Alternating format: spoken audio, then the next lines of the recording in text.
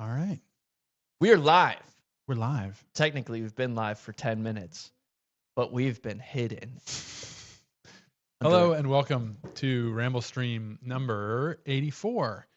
We've got another good program for you. We got some good stuff lined up. We're kind of building off some of the stuff we talked about last week, adding some new stuff. We got some exciting news. Yeah. Woo! Lots of cool things. Lots of cool things. It is stormy-ish. Yeah, it's been kind of unexpected rain. We had another storm last night. Mm-hmm. So if like the stream completely goes out, it's not my fault. It's the storm. That's definitely happening right now. Actually, fairly sunny outside right now. But you never know, Richard. Okay, you never know. Could come out of nowhere. All right. Well, as you can see in the little ribbon below, and as you can follow from your fellow Ramble streamers, tell us where you're viewing from in the comments.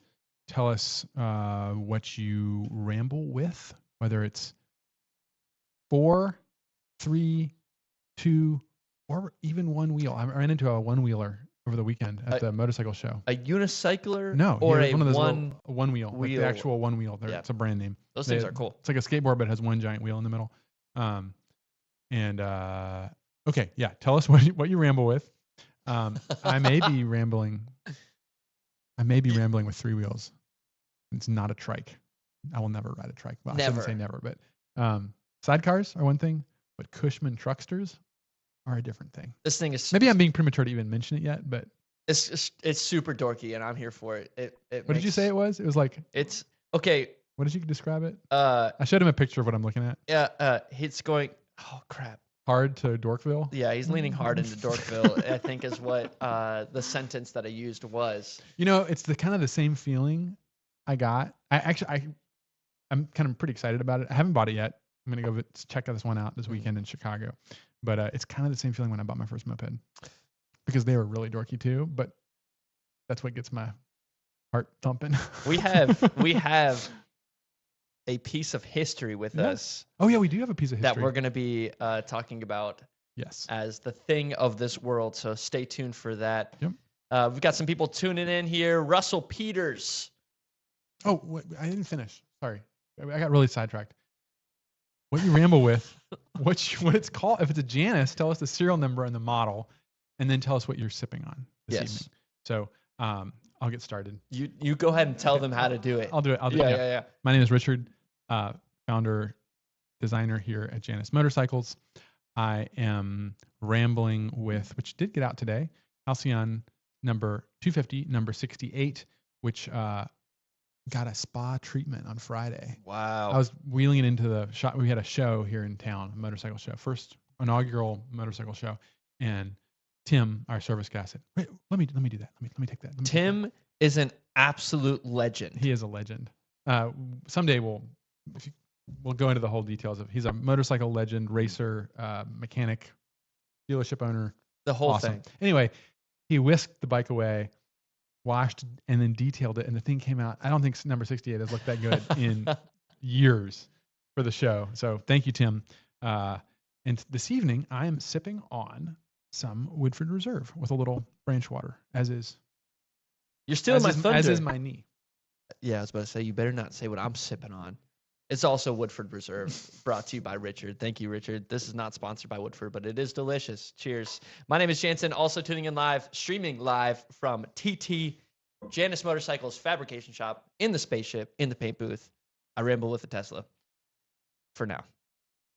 That wasn't supposed to be ominous or anything. That's just, I don't know why I said that. You planning on crashing it? Or no. Is it planning on crashing you? No, it might plan on crashing me. It might hate me as far as I'm concerned. Who knows? We've got Russell. We're finally getting to you. Hey, Russ. How you doing, man? Halcyon 450, number 86. He's got a 62 Norton Dominator. What are those? 88. I can't read that. I've got old man eyes. 88SS. 88SS. 1971 CB350 and 1972 CB504. 1973 CB350. Big CB350 guy. A 1974 CB554. He's out of Kentucky and Owensburg. It's working out of Texas. What are you doing in Texas? That's interesting. That's cool. We got Keith, as always, sipping on his Cab Sav, number 706 in New York. Good to see you, Keith. Todd's tuning in. What's up, Todd? So good to see you, man. And Scott Washburn. saving up for a 250. Nice. Well, we've got some cool things coming out that came out last week about our 250, our Halcyon 250, and our Phoenix 250. That's right. Is back for a limited time. So snag one now. We've got a lot of people tuning in. You got some mixed metaphors from old school. Yeah, I don't know if I'm not going to read them. yeah, that was that one. Hey, old school. I'm glad you got out and enjoyed your Halcyon, man. That's super great, super great. We've got Roy Milton out of Berkeley, Massachusetts. He is riding a Halcyon 250. It's number 1,170, and Halcyon 250 number 1,180. Sipping on some Coors Light. Nice. Have you ever had Coors Light straight out the tap in Colorado? No, not in Colorado. It's definitely a mental thing, but it's the best beer I've had. Nice. Light beer. Yeah. Ever. I've enjoyed a Coors Light once in a while. Just every once in a while when the mountains are blue. When the mountains are blue. Yeah, when the mountains are blue. Waiting on a 6-speed kit for my bike to show up. Well, Neil says that is too many carburetors to deal with, Russell. What's up, Neil? What's up, Jeff? We got the whole TT crew up in here. Yeah, they are. That's right. Look at that. Two Fed Yanks on, right Scott in a row. Spence. Awesome. Good to see everybody. Good to see you all. I think a perfect way to transition out of this is a nice little poem. I agree. This evening we have a poem by the great W.H. Auden, and I'm almost 100% sure I haven't done this one before, but I can't quite remember, and I haven't been looking at my notes. So, well, we're documenting them now. So yeah, we are. This one is called The History of Truth, and if I have read it before, you get to listen to it a second time. The History of Truth by Auden. In that ago, when being was believing, truth was the most of many credibles. More first, more always, than a bat-winged lion, a fish-tailed dog, or eagle-headed fish, the least like mortals, doted by their deaths. Truth was their model as they strove to build a world of lasting objects to believe in. Without believing, earthenware and legend, archway and song were truthful or untruthful. The truth was there already to be true. This, while when practical like paper dishes, truth is convertible to kilowatts. Our last to do by is an anti-model, some untruth anyone can give the lie to, a nothing no one need believe is there. That opener was a great hook. It sent me for a loop. I love the way he's like makes up sentences that like the grammar is different. He's good. I like that one. Hey y'all, I have a Griffin 250 Journey. Literally my favorite bike, and I would love a second one or maybe a Griffin 450. Unfortunately, I can't afford one right now, God willing. In the future, love what you guys do. Journey, what's up? It's so good to have you here. I haven't seen you around, so welcome to the Ramblestream. Yeah, I don't recognize that name. Welcome. What are you sipping on? Charles asks Richard a question here. He says, please clarify that the build number we use to identify between ourselves is not the serial number. The serial number resets each year and is unique because of the build year. Yes, that is correct. It's a good point. The serial number will be the last 3 digits of your VIN. How did you phrase that? Like the build number. Yeah. So we call it a serial number. I guess it's maybe a mixed terminology. Yeah. But like if you have a VIN number from 2025, let's say, there at the end of it, there's going to be a number, and it's going to be a low number probably. And it'll build up to the total number of bikes we build that year. That number is not the same as your bike number, which is it's sequential by the model, and it just keeps on rolling. Right. So like right now we're in the 11 or 1200s with the Halcyon. Mm-hmm. We are now in the 80s with the Phoenix 250 because we've sold more than one, and we ended on 79. Let's go. So yeah, hope that answers your question. Yeah, when we're talking about that number, it's mostly just the number on your pedestrian splitter or on the front plate of your Griffin or any. Where is it on the Phoenix? on the Griffin in the Phoenix, you can get it as a normal number plate. Yeah. At least you have been able to. Uh-huh. On the Griffin, it doesn't like fit. that. It's on that number plate on right, the front. Right. Yeah. That's what we're talking about. It's the important one. The little serial number Yeah. at the end of the VIN doesn't That really doesn't matter. matter at all. Yeah, it's just there to help the people identify your bike in the government database. Yeah, boring. Yeah, boring. Hey, Scott, I used to ride a Sportster, a Hugger. Then my last bike was a Buell Lightning X1, Nice. 1,203 cc. Looking to cruise in style, finally. Cool. Nice. Very cool. Old Buell. Buells are pretty stylish. It's making a comeback. Doesn't Yeah, they Chase's brother, one of the Chase's guys brother has Nick has a Buell, an old original Buell. a belt, it's belt driven, right? Yeah, it's a basically a Harley V twin. It's crazy. And it's a sport bike, but it shakes like a Harley. It's really cool. It's really cool. Yeah, That's great. yeah. Now on to a fan favorite segment that we What do you wanna call do? Builds of Builds the of the Week. Nice. Brought to you by your favorite Janus motorcycle salesman, Mitch McLean. We are about to get into it here. I'm trying out a new little system, so if I mess up, I should. Every week we add more complexity to the Ramblestream technology. I should get a free one, is all I'm saying. Okay, I should get a free technical glitch. But we're gonna go here. Check this out. Look at that. It worked. It worked. It's perfect. This is Halcyon 450. Oh, hold on. Let me make sure that's true. That was not a 450. That was a No, 250. this is Halcyon 250, number 1,180, and it's going to Massachusetts. And this is Roy's Halcyon 250. Cool. So right off the bat, we know this is a frame matched bike. It looks like white, not cream. It is it cream or white? I think it is white. Well, what do we call that? Lake effect white? Is I that think the what it actual is? term. Yeah. I want nice. Yeah, Little, that is white. nice little finger in the top left-hand corner. Big fan of that. Nice little human touch. There's Mitch. Yep. Putting himself on the He said, "Hey Ramblestream." guys, how have you seen how these stay clean or how well they stay clean?" No, I have not. Mm. I would say that cream is one of my favorite colors to stay clean, but I'm not sure about chassis parts. Yeah. When you get down by the road and you get the chain sling, Right. it's probably going to get dirty. But It's I mean, obviously Roy is going to be keeping this thing in immaculate shape. Right. It's going to be on the show circuit, so we don't have to worry. It's gonna be classy. There is something too, like a little bit of dirt to there me is. on a motorcycle. Absolutely. Yeah, I always say this, but like if you want like the most well-wearing bike, it's a cream bike with a black chassis. That's like, fair. You just kind of like polish it up a little with a little rag, and it looks like it's $1 million. And it's fine. It's fine. A white chain guard here, going through all the Oh yeah. You got the book rack, color matched parts. front horizontal or front swing arm, grab handle, front and rear fender braces. Yeah, Mitch is really getting into some different details here. We got the engine waiting to. So this is a pre-assembly. So there's some ground straps that go on the bike here. Some parts that go into it. Oil gets drained and replaced. Ooh. Fenders. I can't tell what color pinstripe that. I'm gonna say black. Black. I'm Yeah. gonna say black. Very snappy. That's super sharp. It looks great with the couple of black components that stay black on it. Even if you get a frame matched bike, Yeah. you will not get your highway bars the same color. Looks great. Looks super good. Let's get the fenders on. Headlight visor.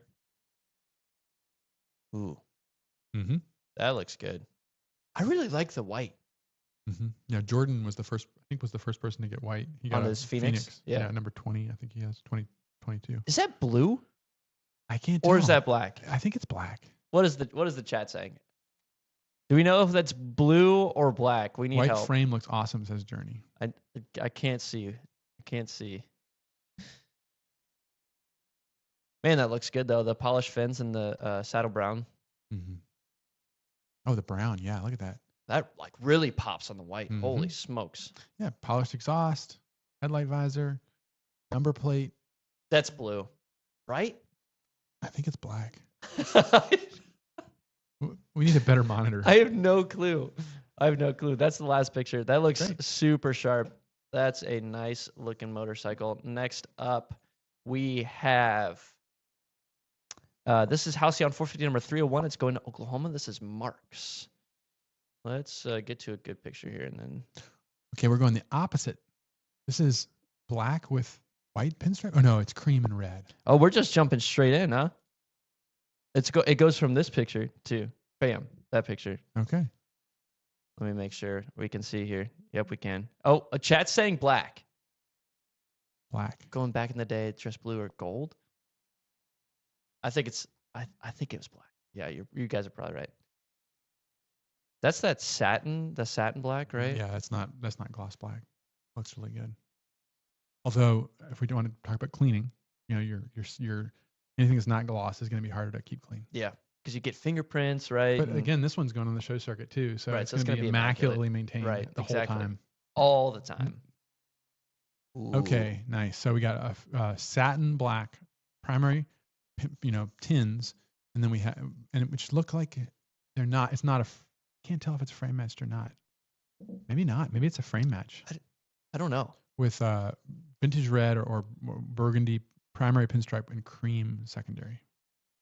I love the Really how nice. the pinstripes look on the satin finishes because They're of the glossy. glossiness. It Yeah. really pops. Yeah, and some people like bike over the weekend was you can get like a gloss black with black pinstripe, and so it's like gloss. Yeah. And then you see the reveal of them just black pinstripe. Looks so good. Yeah. Vintage red seat. Nice. Bar end weights. Pull in the vintage red Mm-hmm. pinstripe.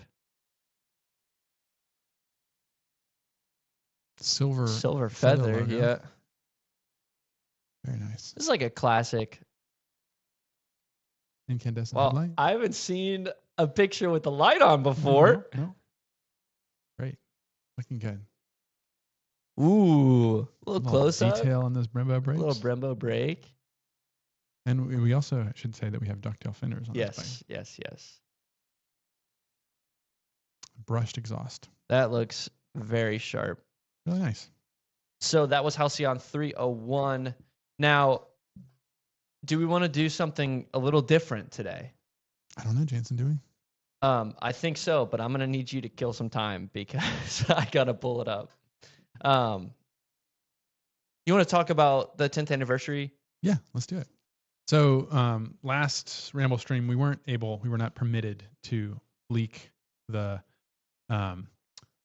story on the launch of the 10th anniversary edition 250 line, but and the re-release, the rebirth from the ashes of the Phoenix 250. But we can now. That came out on Wednesday of last week. It's a special promotion that we're running through the 4th of July, and it comes along with 1.99% financing. Wow. Or you can get 10% off the bike. If I'm not mistaken. Yes. So a nice deal, great way to get your hands on a Janus, and a special one. Mm-hmm. And along with the 10th anniversary edition, if you want to go all out and get all the Farkle for your 10th anniversary, it comes with this is the first time we're offering this Super Chrome, which is a kind of powder coat that I think I've talked about on the Ramblestream before quite a bit, but I'm pretty excited about it. But we're doing Super Chrome chassis. So it would be like if you got a frame match, but just the chassis. You could also get the tins in the same thing, but I feel like that's a safety hazard, but I mean, it'd be cool. I'm here for it. I want to see one. It'll be all Super Chrome, but or what we've shown on the website is Super Chrome chassis with your choice of colors for the tins and pinstripe, stuff like that. Yeah. So you have Super Chrome chassis. We get a limited edition number plate, which says 10th anniversary or 10, and then it has one of however many we make. Nice. And then you get a number. The fuel cap is engraved with 10th anniversary. And on the one of the things I'm most excited about is on the airbox, instead of the just typical model name. So if you get a Phoenix or a Halcyon or a Griffin, we use the little shield logo. Some of you, if you have a Griffin, you may be familiar with that logo, the little Griffin rampant in a shield. You're getting a very good visual here. This is exactly what it looks like. Yep. In heraldic. Yep. Not couchant. And we will offer a new shield logo for the Halcyon and the Phoenix as well, and Grant's working on them. I'm really excited. It's Alcyone transforming into a bird on the Halcyon one. It's gonna be sick. Cool. And then the last thing is it will have a little medallion, which we're working at where it's going to go. I hope it can go on the front of the fender that says 10th anniversary. And so those are all the things that come with it. And I guess let's just talk about it a little bit. I mean, 10 years. This is the 10th year. As of the 6th, last week, that was when we launched at the Flight of the Phoenix party in 2015, the Phoenix and the Halcyon. Wow. The Griffin didn't exist at that point. Yeah. But we've been making 250s for 10 years. That isn't, obviously, Janus Motorcycles was founded in 2011, and we started off making 50 cc's. But it took us 4 years to launch those, to launch the 250 line, and we're really excited. It's not many motorcycle companies that even make it 10 years. And so we're excited to celebrate that. Over the next month, we're going to be releasing a bunch of videos featuring Janus 250 customers, a retrospective kind of look at the history of the 250 line, why it's cool, how it started. So kind of look for over the next month, it'll be kind of a celebration of all things 250. We're still selling 450s too, but right. But right we're now all excited about 250s. 250s. I mean, that's where my passion is with the 250s. Carbureted, maybe the last carbureted EPA compliant carbureted motorcycle. That's crazy. Gary Smith says, I have a 10th anniversary Phoenix on order. Was he number 80? He was, yeah. So in honor of the 10th year anniversary, I figured it'd be kind of fun to build out. Oh yeah, that's live. Right. Let's do it. Let's build one with you guys.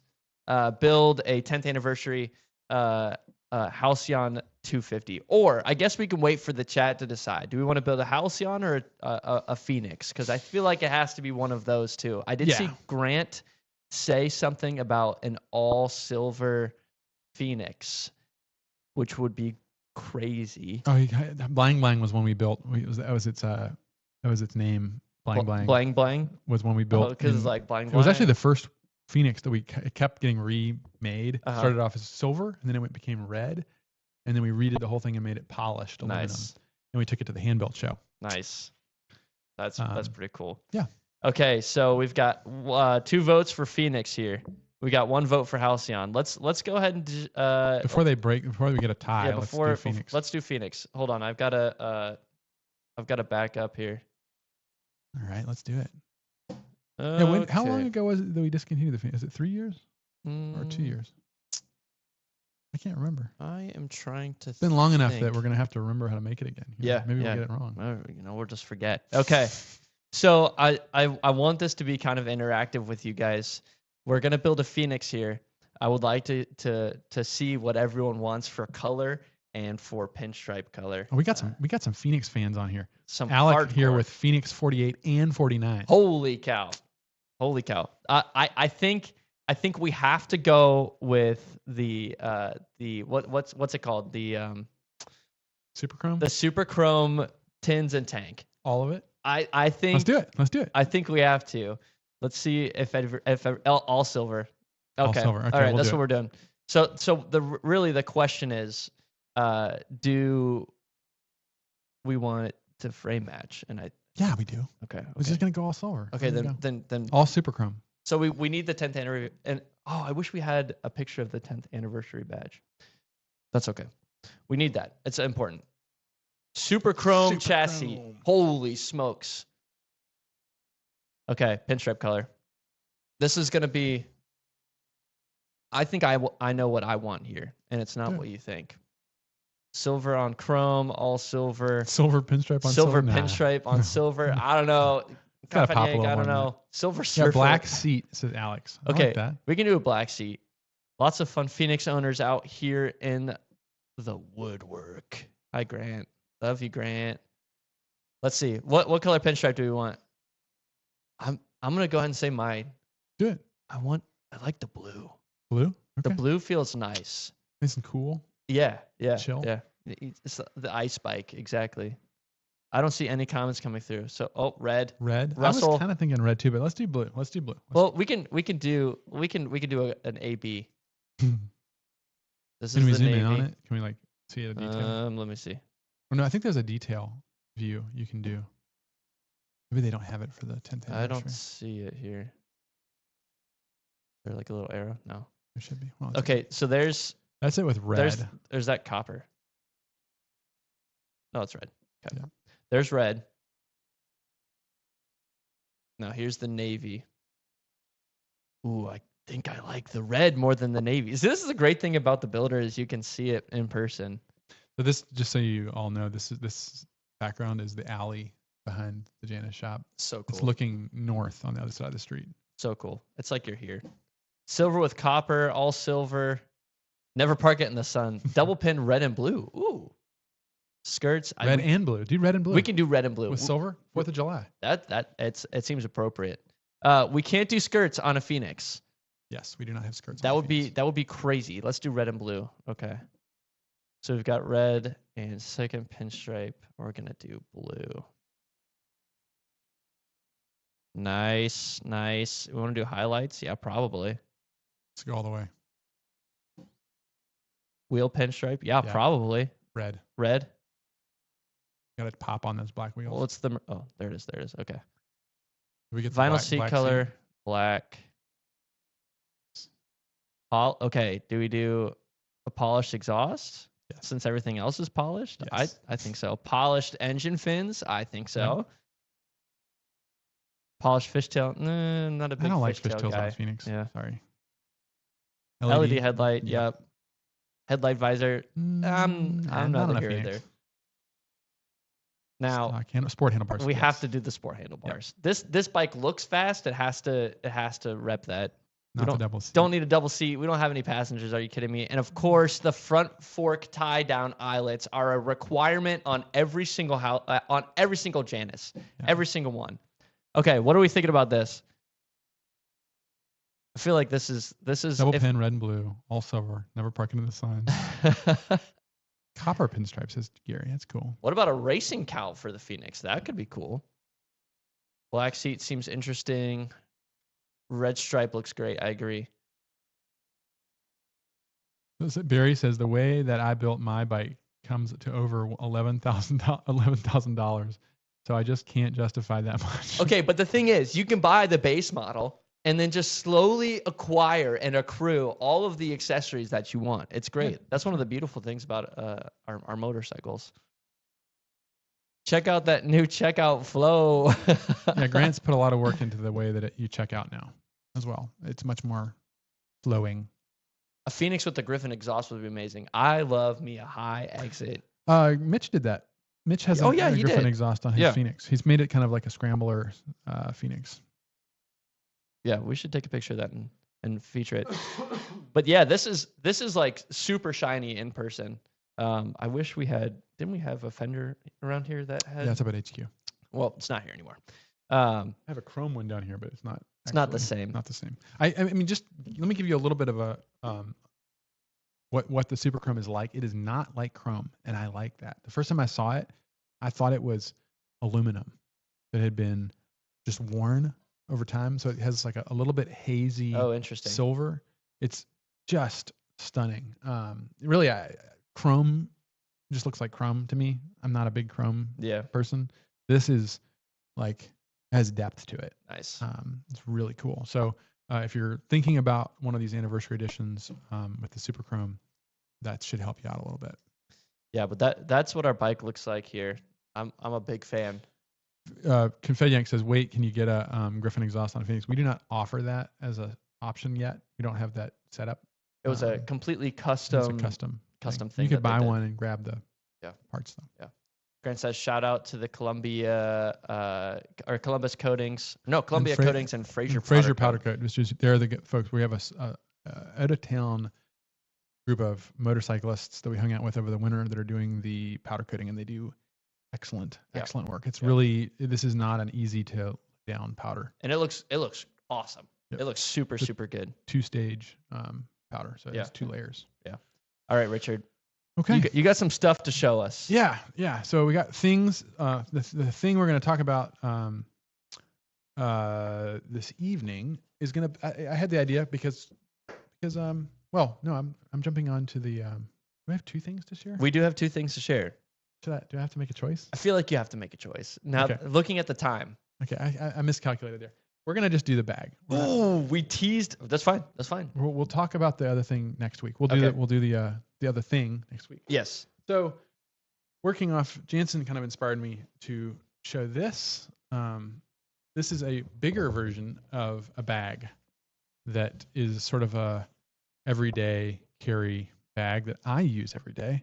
It's not as small or as I don't keep it on me, but I do keep it next to me. Yeah, pretty much at all times. Watch your words, Richard.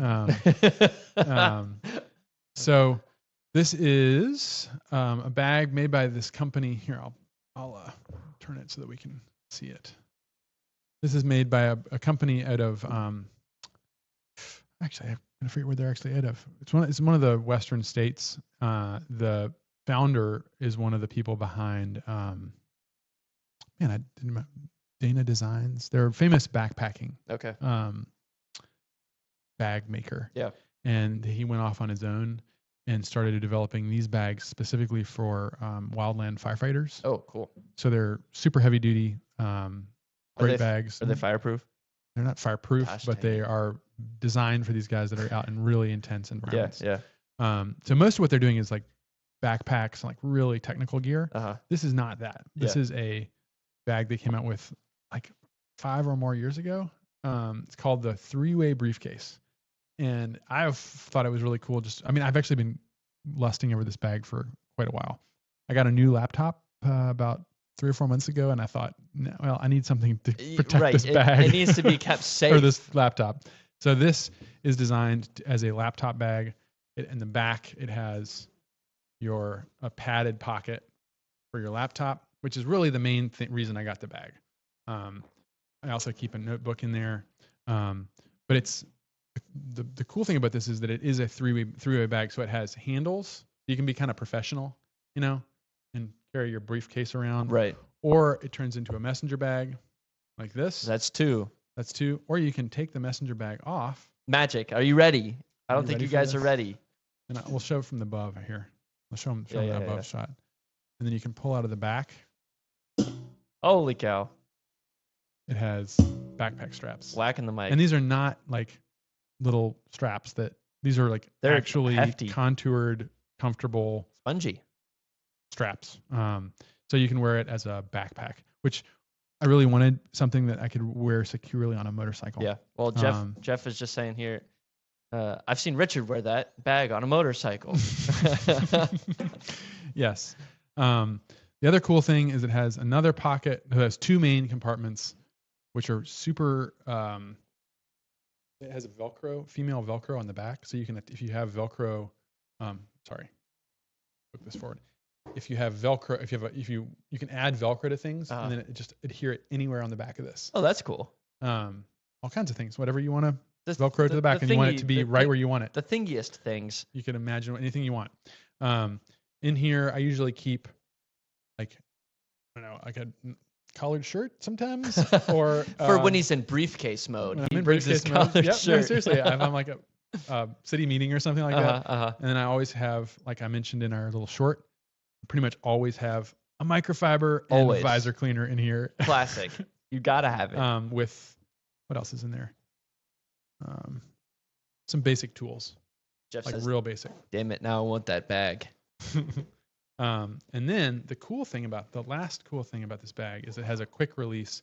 Now I was kind of cheapo and I bought this on eBay from, it's a 1st gen bag. The new ones are even cooler, and this is not a quick release. It's actually a magnetic strap. Okay. But you can undo this and just go.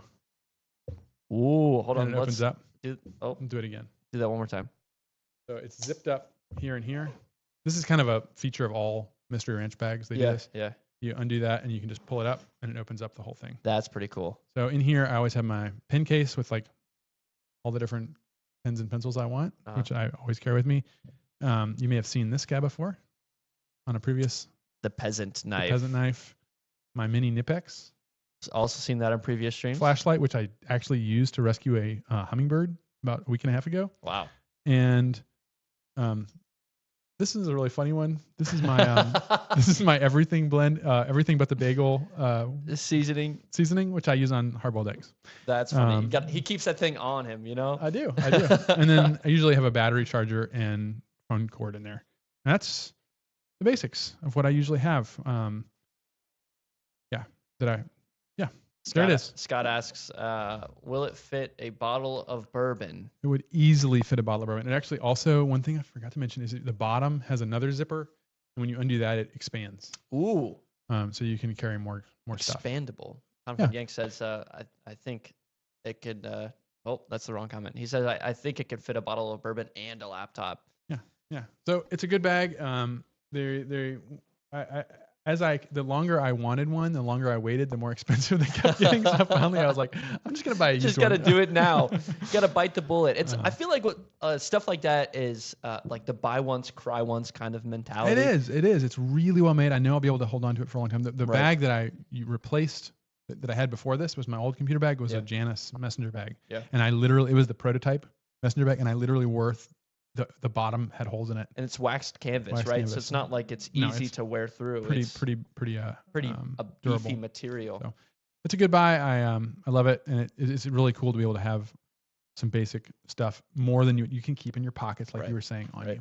Right. So, there we have it. Got a couple questions here. Hydrochloride asks, are there any updates for the tool bag on the 450? Yes, there are. Our laser cutter, we've been having some like random problems with this one part in our laser cutter. They keep cutting the wrong file. We keep sending them the right file. And so I apologize. We've had this like design ready. They just won't cut it right. And so it's a laser cut design, and then they break all the different, they form the piece of metal into the shape of the bracket. Yeah. And then we weld on some pieces. But they keep messing up the where they form it. Like this is like the third time. I just heard this morning that they got it right. Let's go. And we're going to have a whole bunch. We actually did get a shipment out last week of about 12, I believe. Nice. So they are shipping, and we finally figured out that we've gotten Southwest on the on the train. That's awesome. Right train. So that's great. That's the update. Awesome. Good Scott's news. asking, is there going to be a roll up placed under the headlight? No, there will not be a roll up under the headlight. We have very little room. When the front fork, the leading link moves the fender back, there's not a lot of room under the headlight. So we'd love to see you try. We'd love to. I've seen people do it. To see you go for it and take pictures and Don't send it to us. Don't put anything breakable in it. Right. No light bulbs in there or anything like that. You can send us those pictures at, what is our email? Rambling at janusmotorcycles.com. Awesome. Now on to comments. The comments. Do you want to skip comments and go to? We got some good ones. We've got good ones. What's that one? Good ones lined up. I gotta pull them up here. Hold on. So we've got 3. Which one do you want to read first? I'll do the Randall says, real classy with disc brakes. Ha! Real classy, dude. With disc brakes. Ha! That I think I get it. I mean, maybe disc brakes aren't very classy. I never knew that. I feel kind of. I think maybe like a little bit of like I've committed some kind of faux pas. According to this guy, you've committed a big sin. A faux pas. A faux pas. Is that what a faux pas is? It's not classy. It's not classy at all. And it doesn't really make sense to me, but it does at the same time. I mean, at what point do you trade off modern safety for looks? Like, what's the trade-off there? You know, I would much rather have safety. There's another nice one. I just didn't know it was classy. They kind of look relatively the same, I guess. There's another comment. He says, they should have called it anus because it's ugly as I used the thing. You used the bleeper. That's a nice one. That's a great comment. Thank you. I don't even know this guy's name. And then we've got one more. It's kind of a nice comment to kind of round it all out. I wish this bike was available 20 years ago when I was younger. Yeah, that's a good comment. That's a great comment. I think we're catching a lot of people in that kind of stride of like, oh, this is awesome. I can't really ride anymore. But if I could, I would ride this one. Super cool. Okay. Talking about Ridecraft today. Yes, we are. That's right. Ridecraft. Richard, what is Ridecraft? Ridecraft. Well, I'm going to go straight to the source here of The good book. The good book, the Rambler's Companion, because I talk about there's a whole section devoted to Ridecraft, and I just want to make sure that I get the definition right. I need to give credit where credit is due here. This concept was introduced to me by Tim Masterson of the Iron Butt Association, a veteran long distance rider who's been to multiple Iron Butt rallies, many 1,000-mile or longer rides in 24 hours. Gosh. Yeah. And he's an ex, what was his title? He's a, I have to read this because it's so cool. If you guys want this book, you can buy it on Amazon. It's in the description. Richard wrote this, last year? Yes, last spring. A little over a year old. Tim Masterson, LD rider, which is short for long distance rider, retired Army Combat Aviation Operations Planner. This is like the perfect guy because like he knows how to plan and strategize. Gosh. But anyway, he summed up the tenets of Ridecraft as follows. Quote, Ridecraft is the collection of knowledge, skills, and abilities used by long-distance motorcyclists to maintain a consistent ride pace, manage risk, and achieve navigational objectives. that feels unquote ultra military for sure. But like, there is a level of preparation and technical ability that goes into rambling. Yeah. And the Iron Butt Rally is a famous rally. This is a great book if you all ever want to read about the Iron Butt. It's called Against the Wind, written by Ron Ayers, who competed in the 1995 Iron Butt Rally, which was a pretty epic one. It used to be a little wilder than it is now. But these guys are like the astronauts of motorcycling. They're taking it to an entirely new level.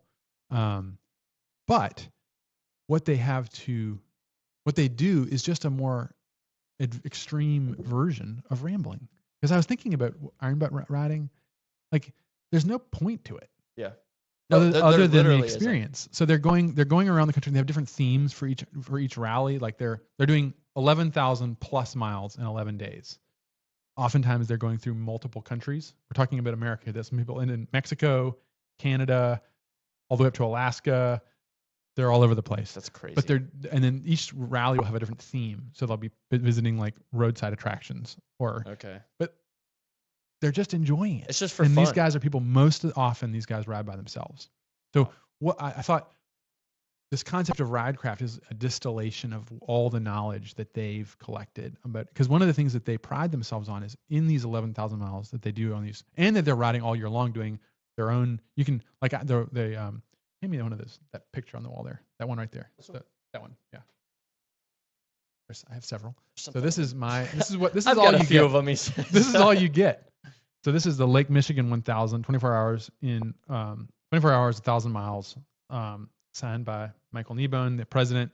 That's all you get.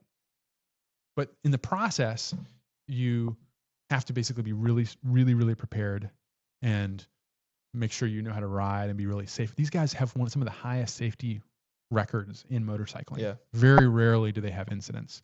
So Ridecraft then is not something that necessarily you have to be IBA member and doing crazy things on your motorcycle. It's just every time you get on your bike and ride around, it's the same thing. It's just you don't have to, you're not burdening yourself or challenging yourself necessarily with all the constraints of a long distance rider. But the same principles apply, and those principles would be, well, we talked about it, to maintain the navigational objective. But basically, it's being prepared.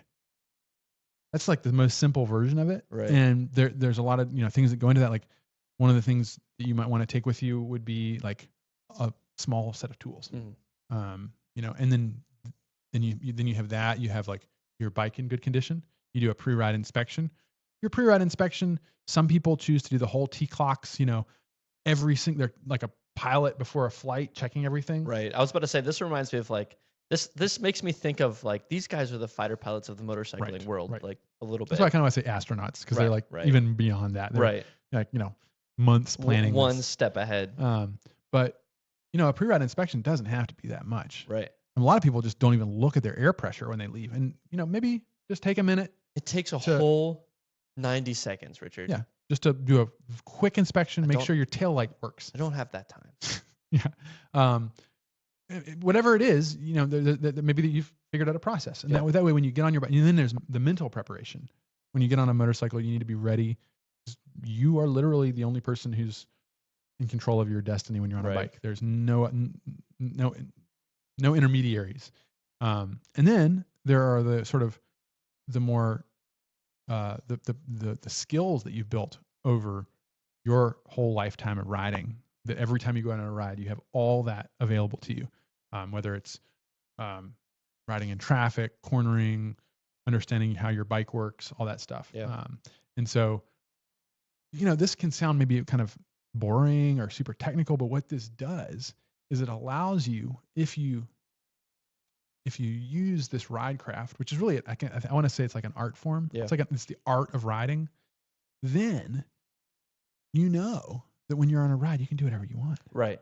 It frees you. It actually is liberating, because then, hey, I got an extra bottle of gas. Like, there's a cool road over there. Right. I'm just going to go how many bomb up that road. I don't know what's up there, but I'm going to go find out. Right. And that you have, if you've managed the risks to the point where you've probably got whatever safety gear that you think is appropriate. You've made a decision that you're ready to try what adventure can await you. Right. Exactly. It's really cool. It's liberating in that sense. There's this really interesting sweet spot that I think you find in music, and this kind of goes along with, like, you can experience and practice Ridecraft in any hobby. But like, if you play music for people, there's this sweet spot of preparedness where you can almost shut your brain off a little bit. Of like, I can be completely lost in the music here. So we've talked about that concept before. What is that when you're in that moment? I don't like you're in the zone. Yeah. Oh yeah. Like the zone, or a flow state. Flow state. Yeah. Which we've talked about before, when it comes to like that kind of balance between being prepared, knowing, having a certain level of skill, and then testing it. Right. And when but you're balancing between those, that's when you find those moments where you're just like going. And those are the moments that I love the most, right? Mm-hmm. Like, and it comes down to design or music or fly fishing. Fly fishing is a great example because it's like there's a rhythm to it. But it's also like has nothing. It seems like it has nothing to do with riding a motorcycle or flying a plane or climbing a mountain. It's very peaceful. There could be bears though. There could be bears. But yeah, that what allows you to get into the flow state is a certain level of comfort in your situation. And I've been in that situation where I'm like, I hopped on a bike and I threw a helmet on, gloves, and I didn't have all the gear I wanted. And I'm like, you know what? I don't really feel comfortable bombing this gravel road or this dirt trail. But if I had if I had maybe like some pants that were motorcycle pants, I'd feel much more comfortable doing it. And that doesn't mean that obviously, safety gear on a motorcycle only gets you so far. Right, exactly. But if anything, sometimes I think it introduces a level of false confidence sometimes, but that's up to you. Hey, don't wear safety gear. No, that's up to you to establish when you feel comfortable. But yeah, when you do have the right stuff, it does afford you a level of, let's just not say comfort, but understanding of a baseline that you can work off of. Yeah, definitely. And same thing is true with like camping. If you're going camping, if you didn't bring a stove or a tent or something, you're likely, it's going to limit what you can do. Right. It limits what you can do and it limits your experience. Let's take the opposite for you though. You brought a tent, a cot, an extra tire, an air mattress, and you can't even hit the trail because your bike is so loaded down. Right. That's it's a balance. You're too prepared. You absolutely, a lot of people can be way too prepared. And I think that when I talk about in the Rambler's Companion is oftentimes new riders will, and I guess I can't really fault them. Like it's better to be, overprotected, but sometimes they'll spend, this is the problem. You'll go out and get all the nicest stuff you can get. Yeah. And that's not what we're talking about. We're talking about getting find the least expensive, most basic thing to get you into it and started. Like I remember my first helmet, well, budget helmet, and that's okay, because what I learned very quickly was that I didn't like that kind of helmet at all. Right, exactly. And then it would suck if you bought a super expensive helmet and then you realized, oh, Yes. I don't even like this helmet at all. Well, I Yes. feel like I have to use it because I spent this much money on it, right? So like there's these weird little Yep. So it's much better, I think, to start off with something really basic and then gradually work your way up to once you then know what kind of jacket you probably want, or like this bag. Like I figured out over time that this is actually what I wanted after like comparing it with other bags. I'm like, okay, I think I want this. It has to be the and one. Using other bags. Right. And so what better time than today to be prepared to buy like Amazon user, reports, or same thing with anything. Like you can do a lot of research. Right. Yeah. I mean, I think we were talking about this a little bit. I don't know how this relates at all. It might be a tangent. But we were talking about like buying practices of the modern day human, and how oftentimes a lot of sales processes feel antiquated because they no longer, it feels like we're just stuck. We're stuck. You can go and you can do so much research. We were talking about your bag, our bags. Mm-hmm. You can go and you can do so much research, and you can look up other people's reviews, and you can figure out if you think you could like it based on other people's opinion of it. There's a skill even in that. For sure. It's a craft. Anyway, I just think it's interesting. But the one thing that I really appreciate about like Ridecraft in general is this pursuit. We talked about this a little bit last week. This pursuit of excellence in everything you do. Mm-hmm. There is a skill involved and an opportunity to get better at every turn. And that's like, I just love, the word Ridecraft really captures that well. Yeah. I think that's one of the, because like it talks about it's a craft. And when you think craft, you do think it's a life skill, or not a life skill. It's a skill developed over a lifetime. And to be really good at something, it does take a lot of practice. Yeah.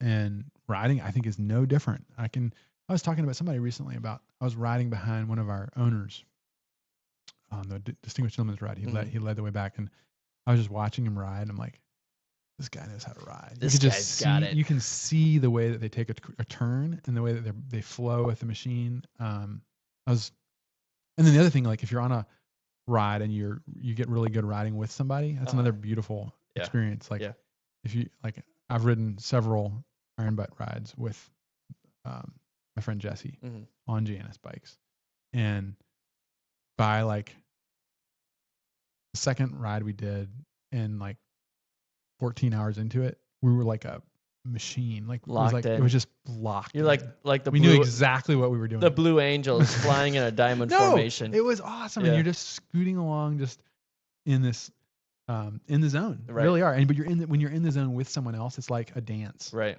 Or a fight. I mean, like similar, like your two people are focused on the same activity. Reading one another, trying to predict one another's next moves, like all of that stuff. But it takes a lot of experience and practice, and our whole bodies are developed to find joy in that. Yeah. In that refinement of skills. Yeah. Speaking of kind of like a refinement, if you will, archery. A recurve bow. I was just talking to my buddy Chris about this today. Oftentimes, a lot of modern day bows will have sights with brakes, I think is what they're called, and you aim based off those brakes. But he was talking about, I completely forget. The chat might be able to help me out here. It's a way of aiming and shooting where you just let your body compensate and predict, look at the target and predict where that arrow is going to fly. And like anything previous to a sighted bow, they would have been using a different method of. Yeah. And 9 times out of 10, like it does. Oh, they're very accurate, highly accurate. That alone is like that's crazy that we can have the ability to. The difference is that like a compound bow with the sights is easier to pick up the skill. Yeah. That's all the difference is they've reduced the learning curve with that. Is that a good thing or a bad thing? Well, I don't think it's a bad thing on its own, but I think but it does limit the amount of reward you can get out of it. Yeah, Because that's true. when you like think of these, English longbowmen or whatever, that their entire body was actually deformed from archery. Like the right side of their body was like overdeveloped. That's crazy. Because they've been shooting arrows since they were kids. Yeah. For one purpose.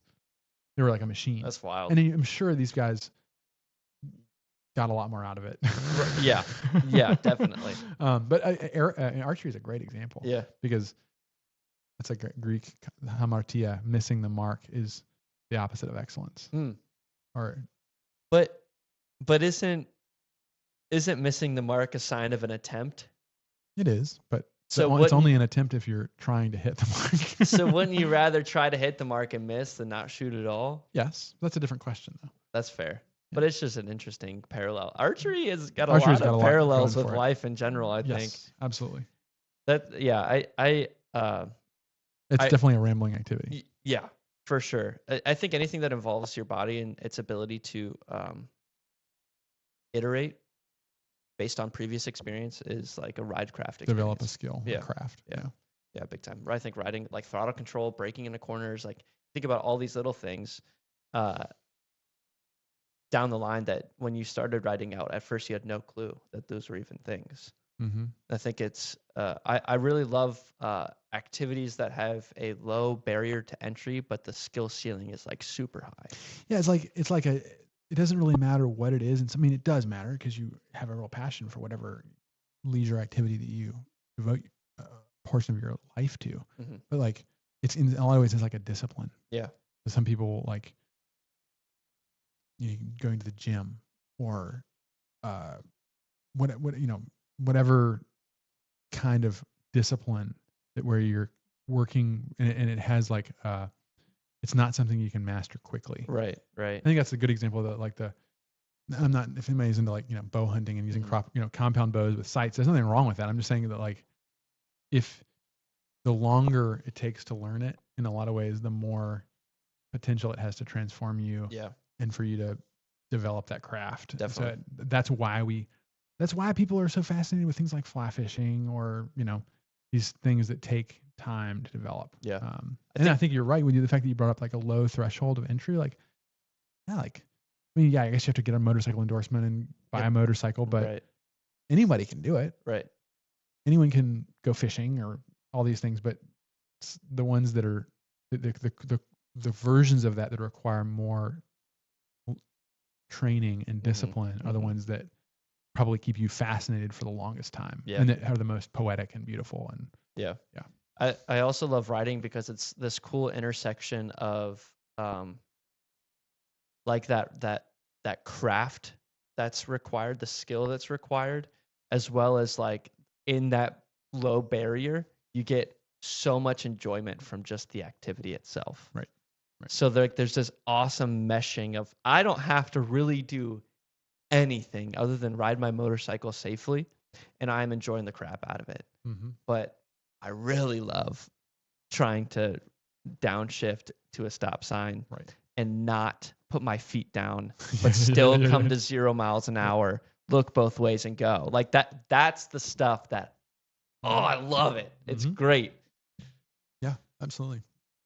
Let's look at some comments here. I saw one up here that's not related to Ridecraft, but he was asking a question. Oh, here we go. Rick asks, I'm considering getting my first motorcycle at 59 years old. Been riding bikes for years, but never went motorized. Too old? Not at all. Not at all. That's a simple answer to that one. Yeah. I think you can find enjoyment in it for sure. What does old school say here?